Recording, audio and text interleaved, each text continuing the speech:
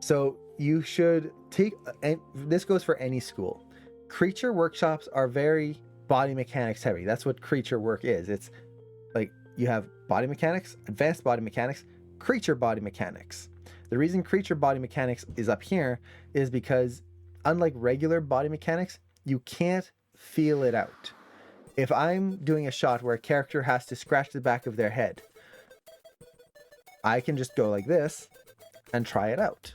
If I have a character that has to lean over, I can try it out. If I have a character that has to do a flip, well, maybe I can't do a flip, but I can still feel like, okay, if I go forward, how would I jump? I know how my body moves. I can look up a reference and kind of break down what's happening. Now, I have to do a creature shot. Maybe it's a cat. How does a cat move? How does it sit down? I can't feel it out anymore.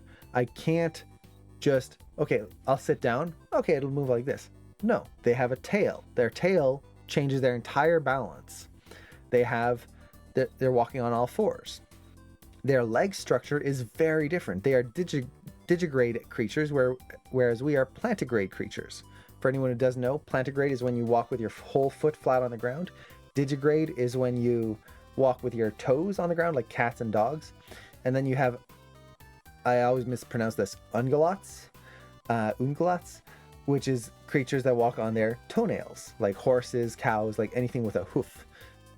They walk on their nails. So you have these three ways of moving the feet. Their bone structure is very different than ours. So I can't just go, okay, I'll try to feel it out.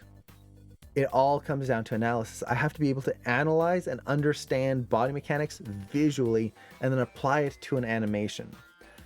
So the that level of understanding of body mechanics is higher than just regular body mechanics or advanced body mechanics.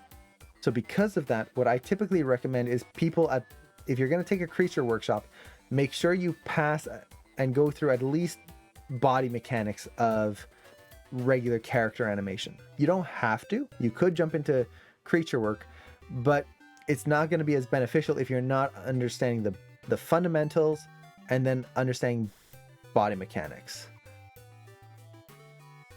It's trying to get the most for your money. That's essentially it.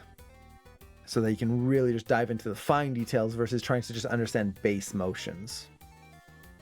Hopefully that helps. So if you're interested in like a creature program, as long as you don't even have to take a creature or a body mechanics course, as long as you understand body mechanics and you can get good body mechanics, that's fine.